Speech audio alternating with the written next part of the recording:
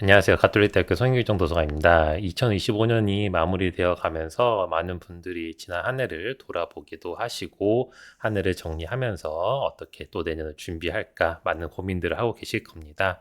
그래서 이제 저도 문득 든 생각은 2025년 동안 AI를, 즉 생성형 AI를 사용하면서 학술 연구 활동에서 어떤 이슈들이 있었을까라는 궁금증이 좀 있었습니다. 근데 이제 이전에는 그런 것들을 다 저널들을 확인해 보고 아티클들 다시 한번 보고 뉴스들을 보면서 또는 SNS상에서 이슈가 됐던 논쟁들 이런 것들을 좀 찾아보면서 확인을 하거나 또는 누군가 정리했던 자료들을 보고 있었다라고 하면은 이제는 생성형 AI를 활용해서 우리가 이런 작업들을 해볼 수 있지 않을까라고 생각을 했습니다.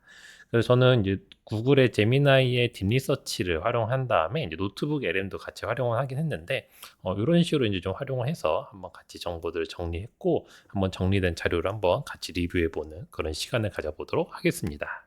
자, 일단은 먼저 지금 보이시는 것처럼 제가 제미나이에다가 이제 프롬프트를 넣었어요. 이 프롬프트 자체는 좀 길게 작성을 했습니다. 지금 보이시는 이렇게 영문으로 작성되어 있는 건데 상당히 길죠? 예, 이렇게 길게 되어 있는데 보시게 되면은 이제 우리가 잘 알고 있는 이제 뭐 페르소나를 주입하는 방법부터 해서 이거에 대한 목적을 정확하게 해주는 부분들, 그다음에 스콥을 정해주는 부분들 이런 것들 되어 있는데 해당되는 이 프롬프트는 제가 유튜브 이제 댓글란이나 이렇게 이용해서 공유를 같이 해놓도록 하겠습니다. 뭐 참고해 보시면은 이런 식으로 프롬프트를 또 짜는 사람들도 있구나라는 것들도 보실 수 있으시지 않을까 싶긴 해요.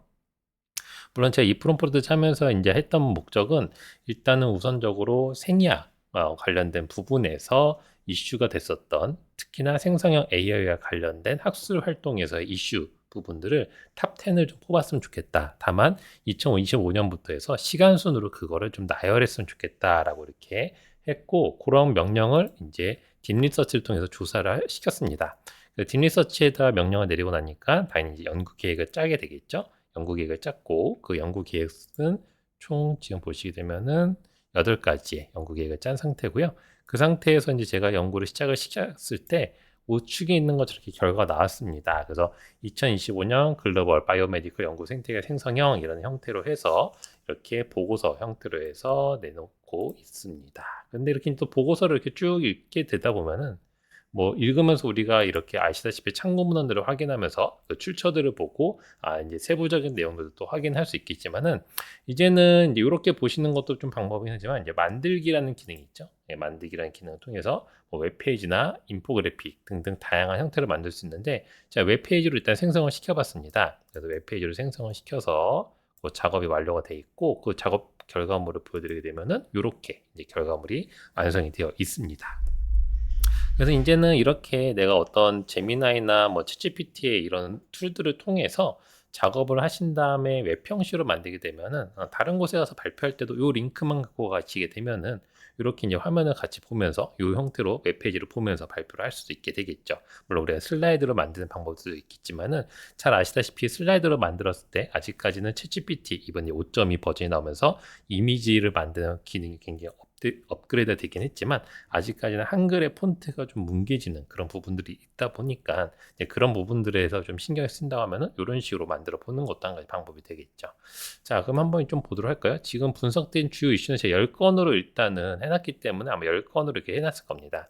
그다음에 고위험 사건, 뭐 주요 정책 변경 이렇게 해놨고요. 아래쪽으로 가게 되면은 1월부터 순서대로 되어 있습니다. 1월에는 가상환자 데이터 스캔들이 있었다라고 해서 주요 임상전환에 게재된 논문이 철회가 되었는데 대조군 데이터가 통계적 유의성을 맞추기 위해 생성형 AI를 완전히 조작된 사실 내부 고발을 드러났다. 그래서 AI가 실제 환자 데이터와 구분하기 힘든 정교한 가짜 데이터를 생성할 수 있음을 증명했고 이로 인해서 원시 로그 제출을 의무화하는 이런 것들이 조금 더 좀 강화되어 있다라는 부분들이고 그래서 우리가 이제 연구자들은 원시 데이터의 생성 로그를 반드시 보관해야 된다라고 하고 있습니다. 자, 이렇게 이제 정리가 되어진 이유는 제가 이러한 이슈에 대해서 상세하게 알려줘라기보다는 이슈에 대해서 이게 어떤 시사점이 있는지 그리고 이거로 인해서 우리가 후속으로 어떤 넥스트 스텝이 무엇이 있었는지 그런 것들을 이제 좀 알려달라고 했어요. 왜냐면은 이제 이런 것들 기반으로 우리가 26년도에도 또 연구를 지속적으로 해나감에 있어서 이런 부분들 좀 주의해야 되겠구나라는 것들을 좀 기억을 해주셨으면 좋겠습니다. 그래서 이제는 어떤 임상 데이터 자체의 로그 데이터 자체를 갖고 있고 이런 것들을 사실상 레포지토리에다가 이제 올리시는 경우들도 다 잘 알고 계시겠죠.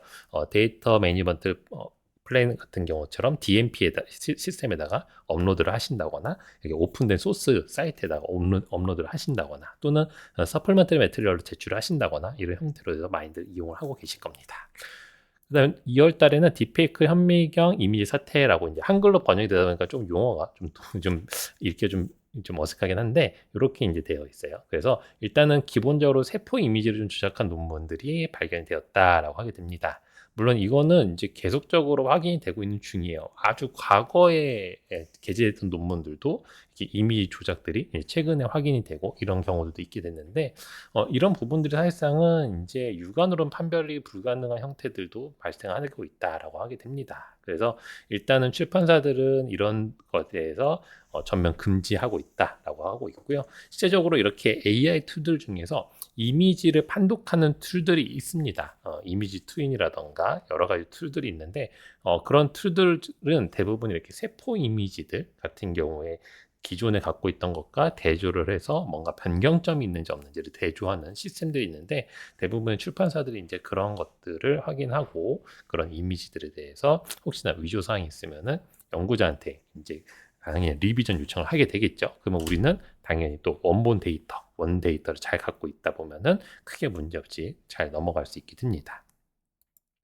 네, GPT 리뷰 유출 사건이라고 돼 있는데 동료 심사 보고서가 보팜에 의해 자동 생성된 사실이 폭로가 됐다고 합니다. 그래서 그 학술 출판 자체의 어떤 동료 심사의 신뢰성에 대해서 어떤 좀 훼손이 됐던 사태가 있었고요.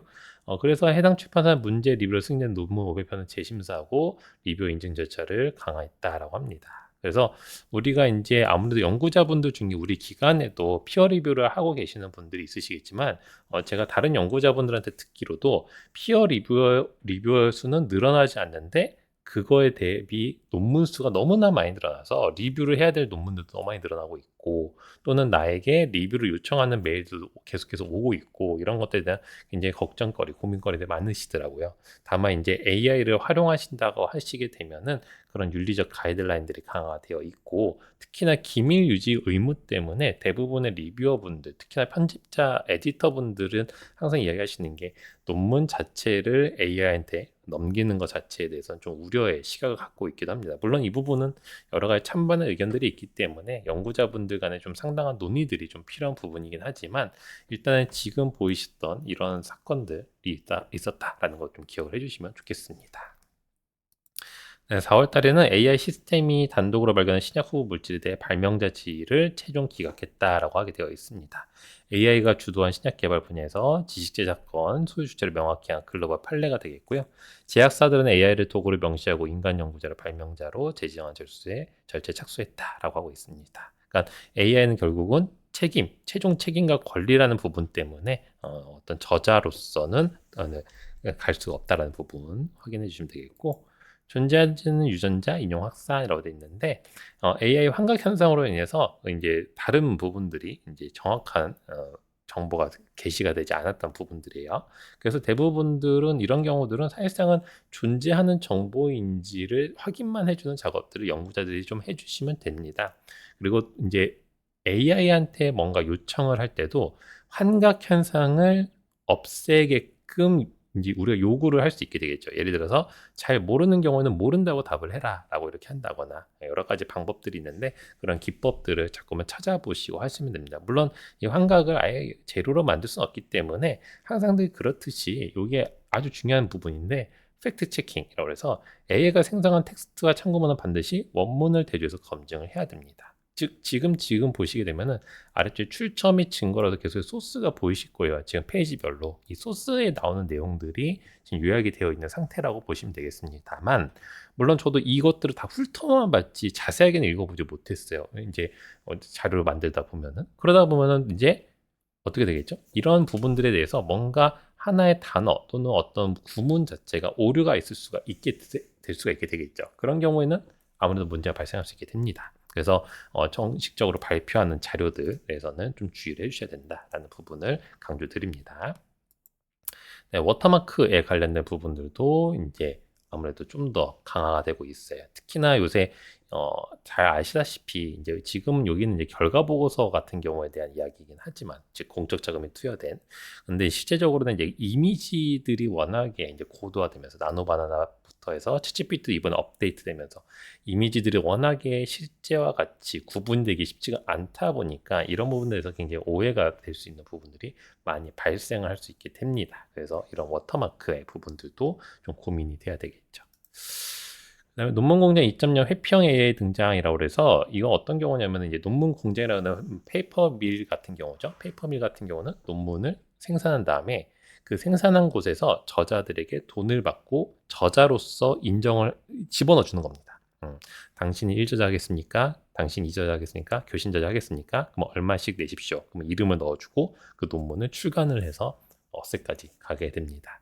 그래서 연구 실적이 급급한 연구자들의 그러한 부분들을 파고들어서 아주 교묘하게 연구자들을 괴롭히는 부분들이 있게 됐는데, 심지어 이것들이 이제 기존에서 더 업데이트가 된 거죠. 그래서 기존은 이게 AI로 만들어진 논문 공장에서 생산된 논문이구나라고 할 수 있겠지만은, 이제는 그것조차 회피를 하려는 부분들이 있기 때문에 이런 부분들도 좀 주의를 해주셔야 되겠습니다.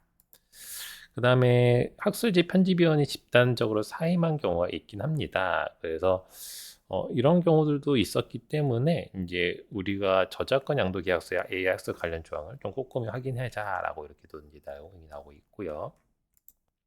그다음에 알파폴드 후속 모델 재현성에 논란이 있었다라고 하게 되는데, 이런 부분들이 이제 결국은 AI 예측이 이제 가설일 뿐이지 결론이 아니기 때문에 반드시 밸리데이션 데이터가 동반이 돼야 된다라고 이렇게 또 시사를 하고 있습니다. 그다음에 휴먼 인더 룹이라는 형태로 해서, 결국은 이제 AI가 작업한 것들에 대해서 인간이 개입을 해야 된다라는 부분들은 항상 강조가 되고 있죠. 인간의 통제 책임, 이 부분을 이제 정확하게 이야기를 하고 있게 되고 있고, 그러니까 AI 사용을 공개하는 것뿐만 아니라 그거에 대한 책임은 그 저자에게 있다라는 것들 굉장히 중요하게 되겠습니다. 자, 그래서 이런 식으로 이제 이렇게 정리가 됐지만, 제가 아까 전에 설명을 중간에 드렸던 대로 이렇게 내용이 만들어졌을지라도 관련된 출처들을 꼭 확인하시고, 즉 내가 만약 발표하는 자료에 있다고 하면은 출처를 확인하신 다음에 그 출처의 내용들에 맞는 내용들인지 또는 오류가 없는지 등을 검토하시고 활용하시는 게 굉장히 중요합니다. 지금 저는 조금 더 가볍게 만들다 보니까 아무래도 좀 더 내용이 너무 간략하게 요약이 되어 있어가지고 조금은 오해의 소지가 있을 수 있는 부분들이 있을 수 있긴 하겠지만은, 실제적으로 여기서 이제 시사점들은 조금 의미는 있습니다. 그러니까 시사점들을 쭉 살펴봤을 때는 전반적으로 25년도에 많이 이슈가 됐던 내용들에 대해서 이렇게 하셔야 됩니다라는 내용들이 많이 담겨져 있기 때문에 크게 어렵지 않게 오늘 이렇게 내용을 보여드리고 있습니다. 그 다음에 이제 이렇게 해서 이제 뭐 데이터로 보는 2015년 트렌드는, 이건 뭐 그냥 자체적으로 얘가 이제 제미나이가 생성을 한 거예요. 그래서 이렇게 했는데, 아마 이슈를 조금 더 제가 개수를 뭐 100건 이렇게 늘려놓게 되면은 아무래도 좀 더 많이 나타날 수 있게 되겠죠. 그럼 좀 더 분포들을 확인할 수 있게 될 것 같습니다. 그 다음에 2025 AI 연구윤리 시뮬레이터라는 걸 만들어줬어요. 그래서 당신의 연구 방식이 과연 엄격해진 윤리 규정 통과할 수 있을까요? 라고 되어 있지만, 제가 이걸 테스트를 해보니까 일단은 제가 학습을 시킨 데이터가 별로 없습니다. 왜냐면 딥리서치 하나만 시켜놨잖아요. 그래서 실제적으로 데이터가 그렇게 많진 않아요. 그래서 사실상 여기다가 더 많은 소스들을 집어넣어줘야 됩니다. 즉 2025년도 사이에 발생했던 어떤 윤리 규정과 관련된 전 세계 모든 관련된 자료들, 보고 자료부터 작성된 자료, 출간된 자료들을 다 집어넣어 주고 나서 했으면은 훨씬 더 명확화됐을 텐데, 요거는 그냥 이렇게 간략하게 만들어 주기도 한다 정도만 이렇게 보시면 될 것 같아요. 이런 것도 만들어 주더라. 자, 그래서 종합지원 및 연구자 체크리스트라고 돼 있는데, 결국은 2025년도의 교훈을 신뢰의 위기와 책임의 재정의라고 이렇게 좀 해놨는데, 이제 용어 자체가 확 와닿진 않고요. 저는 오히려 밑에 있는 내용들이 좀 확실히 좀 와닿는 것 같습니다. 일단 기본적으로 우리가 데이터의 조작이나 이미지 조작들이 점점 고도화되고 있다 보니까 이 부분들이 이제 학술 출판계들을 좀 혼란스럽게 만드는 경우들이 생겨요. 즉 이게 어떤 경우냐면은, 내가 이 논문이 너무 좋은 것 같아요 하고서 인용을 하려고 봤더니만 나중에 인용하고 나서 이게 조작된 이미지로 만들어진 논문입니다라고 하게 되면은 연구자 입장에서 이제 허탈할 수밖에 없게 되겠죠. 예. 연구자들이 오히려 그거에 대해서 시간을 소모하는, 시간이 또 먹혀 들어가는 것들이 많아지게 됩니다. 그러니까 지금 우리 연구자분들이 굉장히 시간 싸움 내에서, 촉박한 시간 내에서 연구 활동과 실제적으로 임상 활동을 다 같이 하고 계심에도 불구하고 이런 다른 연구자들이 부정행위로 인해서 우리 연구자가 오히려 피해를 보는 그런 경우들이 생기기 때문에 요새는 조금 더 주의를 기울이시는 부분들이 필요하게 될 것 같습니다. 자, 두 번째는 이제 저자됨 역할에서는 일단은 요새는 이제 AI가 기여한 부분들에 대해서 메소드 섹션이라던가 또는 어크놀리지먼트 사사 표기든 이제 표기를 하게끔 되어 있는데 출판사마다 조금씩 정책이 다릅니다. 그러니까 예를 들어서 영문 교정을 했던 부분들이 있다라고 하게 되면은 영문 교정을 내가 AI로 했습니다라는 한 줄 정도로 사사 표기를 할 수가 있게끔 되어 있는데 어떤 출판사들, 예를 들어 스프링거 같은 경우는 이제 그런 경우는 굳이 표기하지 않아도 됩니다라고 이렇게 아예 명시를 하고 있는 경우도 있습니다. 그래서 우리가 투고하기 전에 그 학술지들의 투고 규정을 자세하게 살펴볼 필요가 있어요. 그 다음에 공동저자 간 AI 도구 사용 여부를 상호와 간에 확인하셔라 라고 되어 있는데 이 부분은 이제 아무래도 다른 연구자분이 AI를 썼음에도 불구하고 밝히지 않는 경우가 발생할 수 있기 때문에 어느 영역에서 사용을 했는지 서로 간에 확인하시고 만약에 밝혀야 될 내용들이 있다라고 하면은 즉 그 출판사에서 요구하는 밝혀야 될 사항들이 있으면은 밝혀주는 것들이 굉장히 중요합니다. 요새는 잘 만약에 논문 읽어보시다 보면 많은 부분들이 AI를 사용했음을 밝히고 있어요. 그래서 그렇게 크게 어렵지 않게 그냥 밝혀주시면 됩니다.